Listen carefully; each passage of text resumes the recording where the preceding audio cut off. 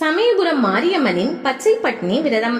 திருச்சியிலிருந்து 15 கிலோமீட்டர் தொலைவில் காவிரியின் வடகரையில் அமைந்திருக்கிறது சமயபுரம். பிரசித்தி பெற்ற இந்த திருத்தலத்தில் சமயபுரம் மாரியம்மன் வீற்றிருந்து அருள்பாலிக்கிறார். மகாவிஷ்ணு எடுத்த அவதாரத்தில் ஒன்று கிருஷ்ண அவதாரம். இந்த அவதாரத்தின் போது தேவகியின் பிள்ளையாக கிருஷ்ணரும் யசோதையின் பிள்ளையாக மாயாதேவியும் பிறந்தனர். இறையருளால் அவர்கள் இருவரும் இடமாற்றம் செய்யப்பட்டனர். தேவகியின் பிள்ளையை கொல்வதற்காக வந்த கம்சன் குழந்தையை தூக்க முயன்ற போது அந்த குழந்தை தன் உண்மையான உருவத்தை காட்டி நின்றது. மகா சக்தியாக தோன்றிய அந்த அன்னையின் 8 கரங்களிலும் ஆயுதங்கள் இருந்தன. அந்த தேவியே மகாமாரி. இந்த அன்னைதான் மக்களால் மாரியம்மனாக பூஜிக்கப்படுவதாக புராணம் சொல்கிறது. திருவரங்கம் அரங்கநாத சுவாமியின் திருக்கோவிலில்தான் சமயபுர மாரியம்மன் திருமேனி இருந்ததாம். அந்த அன்னை உக்கிரமாக இருந்ததால் அப்போது இருந்த ஜீயர் சுவாமிகள் அம்மனின் திருவுருவத்தை மற்றொரு இடத்திற்கு மாற்ற ஏற்பாடு செய்தார். திருவரங்கம் அரங்கநாதர் ஆலயத்திலிருந்து அன்னையின் திருமேனியை எடுத்துக்கொண்டு வடக்கு நோக்கி சென்றவர்கள் இளைப்பாறுவதற்காக திருமேனியை ஓரிடத்தில் வைத்தனர். அந்த இடம்தான் சமயபுரம் ஆகும். பிறகு அதனை எடுத்துக்கொண்டு தென்மேற்காக வந்து தற்போதுள்ள மாரியம்மன் கோவில் அமைந்துள்ள கண்ணனூர் அரண்மனை மேட்டில் வைத்துவிட்டு சென்றனர். அப்போது காட்டு வழியாக சென்ற வழிபோக்கர்கள் அச்சிலையை பார்த்து அதிசயப்பட்டு அக்கம் பக்கத்தில் இருந்த கிராம மக்களை கூட்டி வந்து அதற்கு கண்ணனூர் மாரியம்மன் என்று பெயரிட்டு வழிபட தொடங்கினார். விஜயநகர மன்னர் தென்னாட்டின் மீது படையெடுத்து வந்து கண்ணனூரில் முகாமிட்டார். அப்போது மாரியம்மனை வழிபட்டு தாங்கள் தென்னாட்டில் வெற்றி பெற்றால் அம்மனுக்கு கோவில் கட்டி வழிபடுவதாக சபதம் செய்தார். அதன்படி அவர்கள் வெற்றி பெற்றதால் விஜயரங்க சொக்கநாத நாயக்கர் காலத்தில் 1706 அம்மனுக்கு தனியாக கோவில் அமைத்ததாக வரலாற்று சான்று கூறுகின்றன. சுமார் 400 ஆண்டுகளுக்கு முன் தோற்றுவிக்கப்பட்ட கண்ணனூர் மாரியம்மன் கோவில்தான் இந்த சமயபுரம் மாரியம்மன் ஆலயமாக சிறப்புற்று விளங்குகிறது. ஆலய அமைப்பு. இந்த ஆலயம் ஆகம விதிப்படியும் சிற்ப சாஸ்திரத்தின்படியும் அமைக்கப்பட்டுள்ளது. கோவில் முகப்பில் நீண்ட பெருமண்டபம் உள்ளது. இதனை பார்வதி கல்யாண மண்டபம் என்கிறார்கள். 3 திரு சுற்றுகளை கொண்டது இந்த ஆலயம். கிழக்கே சந்நிதி தெருவில் விநாயகர் கோவிலும் தெற்கில் முருகன் கோவிலும் தேரோடும் வீதியின் வடக்கே மற்றொரு விநாயகர் கோவிலும் உள்ளன. மேற்கில் ராஜகோபால சுவாமி அருள்பாலிக்கிறார். இத்திருக்கோவிலின் தலைவிருஷமாக வேப்ப மரம் உள்ளது. சுமார் 1000 ஆண்டுகளுக்கு முற்பட்டதாக கருதப்படும் இம்மரம் தற்போது திருக்காப்பு விண்ணப்ப சீட்டை விண்ணப்பிக்கும் இடமாக திகழ்கிறது. 2ஆம் திருச்சுற்றில் விநாயகர் சன்னதி, நவராத்திரி மண்டபம், அபிஷேக அம்மன் சன்னதி, யாகசாலை, தங்கரத மண்டபம் உள்ளன. 2ஆம் திருச்சுற்று முடிவடைந்து உள்ளே சென்றால் கொடிமரம், பலிபீடம் காணப்படும். அதைத் தொடர்ந்து மாவிளக்கு மண்டபம் இருக்கிறது. கருவறைக்கு செல்லும் வாசலின் இருபுறமும் துவார சக்திகளின் சுதை சிற்பம் உள்ளன. வலதுபுறம் கருப்பண்ணசாமி சன்னதி உள்ளது.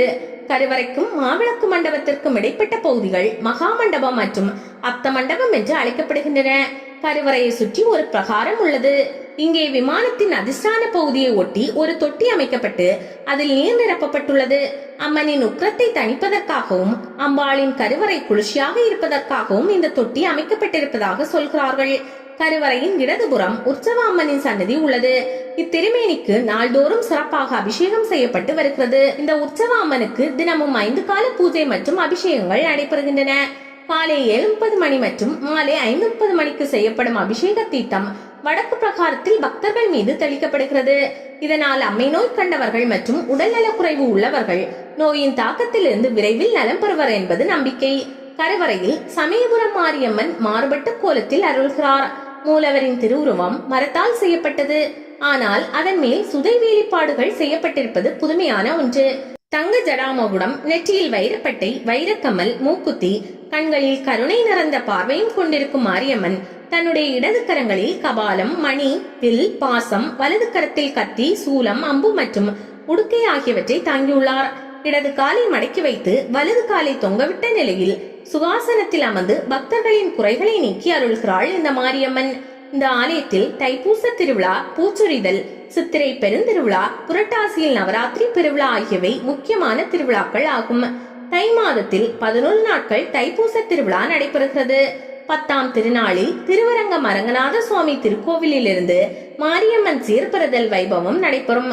மாசி மாதத்தில் கடைசி ஞாயிற்றுக்கிழமை அம்மனுக்கு பூச்சொரிதல் நடைபெறுகிறது. மகிஷாசுரனை வதம் செய்த பாவம் தீரவும் தன் கோபம் அடங்கவும் தவம் செய்து பச்சை பட்னி விரதம் இருந்து சாந்த சொரூபியாக மாறிய மாரியம்மனுக்கான திருவிழா இது.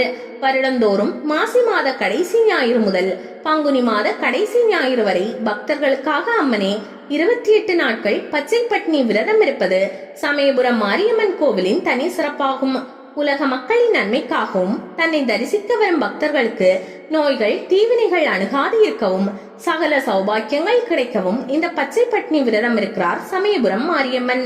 சமயபுரத்தில் வழக்கமாக அம்பாளுக்கு தினம்தோறும் 6 கால பூஜையில் 6 விதமான தளிகையும் நைவேத்தியமாக வைக்கப்படும். சமைத்த உணவுப் பொருட்களை தான் தளிகை என்று சொல்வார்கள். ஆனால் அம்மன் பச்சை பட்னி விரதம் இருக்கும் 28 நாட்களும் அம்பாளுக்கு சமைத்த உணவுகள் ஏதும் படைக்கப்படாது. இந்த 28 நாட்களிலும் இளநீர், பானகம், உப்பில்லாத நீர்மோர், துள்ளுமாவு, கரும்பு, பழ வகைகள் மட்டுமே நைவேத்தியமாக படைக்கப்படும். இந்த ஆண்டுக்கான பச்சை பட்னி விரதம் கடந்த 9ஆம் தேதி தொடங்கியது. இந்த விரதம் வருகிற ஏப்ரல் 6ஆம் தேதி வரை உள்ளது. இந்த இடைப்பட்ட நாளில் வரும் ஞாயிற்றுக்கிழமைகளில் அம்மனுக்கு பூச்சொரிதல் விழா நடைபெறும். மனதை கவரும் ஓவியங்கள். இந்த ஆலயத்தின் 2ஆம் உள்பிரகார பகுதி விசாலமான இடமாக மாற்றப்பட்டுள்ளது. இப்பகுதியின் மேல்தளத்தில் மிகப்பெரிய அளவில் அம்மனின் ஓவியங்கள் வரையப்பட்டுள்ளன. 56 அடி நீளம், 36 அடி அகலத்தில் அம்பிகையின் விஸ்வரூப காட்சி கண்கொள்ளா காட்சியாக உள்ளது. சமயபுரம் மாரியம்மனை சுற்றி அன்னபூரணி, ராஜராஜேஸ்வரி, கருமாரி, மூகாம்பிகை, தேவி கருமாரி, அபிராமி, மகாலட்சுமி, பிரத்யங்கரா தேவி அம்மன் ஓவியங்கள் அமைந்துள்ளன. தென்கிழக்கு பகுதியில் விநாயகர் சன்னதிக்கு அருகில் மிகவும் நேர்த்தியாக எந்த திசையில் நின்று பார்த்தாலும் தரிசிக்கும் வகையில் வரையப்பட்டிருக்கும் சிவலிங்க ஓவியமும் தனி சிறப்பு பெற்று விளங்குகிறது. வெற்றி தரும் வேண்டுதல்கள். அம்மை நோய் கண்டவர்கள் இக்கோவிலில் தங்கி நோய் நீங்கும் வரை இருந்து வழிபாடு செய்கின்றனர். இவர்கள் மீது அபிஷேக தீர்த்தம் தெளிக்கப்படுவது வழக்கமாக இருந்து வருகிறது. அம்மை நோயால் பாதிக்கப்பட்டவர்களும் தீராத நோயால் பாதிக்கப்பட்டவர்களும் தங்களது வேண்டுதலை மாரியம்மனிடம் தெரிவித்து அது நிறைவேறிய பின்னர் அம்மனுக்கு உருவம் வைத்து வழிபடுதல், கோழி ஆடுகளை காணிக்கையாக செலுத்துதல் போன்றவற்றையும் பக்தர்கள் மேற்கொள்கின்றனர். தை, மாசி, பங்குனி, சித்திரை மாதங்களில் சமயபுரம் மாரியம்மனுக்கு மாலை அணிவித்து விரதமிருந்து பக்தர்கள் பாத யாத்திரையாக வந்து செல்கின்றார்கள். தங்களது வேண்டுதல்களை நிறைவேற்றும் விதமாக இந்த நேர்த்திக்கடனை செலுத்தி வழிபடுகின்றனர். மற்ற மாதங்களை காட்டிலும் பங்குனி, சித்திரை மாதங்களில் பாத யாத்திரையாக வரும் பக்தர்களின் எண்ணிக்கை அதிகம். இவ்வாறு வரும் பக்தர்களுக்கு பல்வேறு இடங்களில் நீர்மோர், பானகம் போன்றவற்றை பொதுமக்கள் வழங்கி பக்தர்களை இளைப்பாற செய்கின்றனர். அமாவாசை நாளில் சமயபுரம் மாரியம்மன் கோவிலில் தங்கி மறுநாள் காலை வழிபட்டு சென்றால் காரியங்கள் அனைத்தும் நிறைவேறும் என்ற நம்பிக்கை பக்தர்கள் மனதில் காணப்படுகிறது. இக்கோவிலில் அமாவாசை நாளன்று தங்கி வழிபடும் பக்தர்களின் எண்ணிக்கை அதிக அளவில் உள்ளது. இவர்களின் வசதிக்காக கோவில் வளாக பகுதியில் அமாவாசை மண்டபமும் கட்டப்பட்டுள்ளது.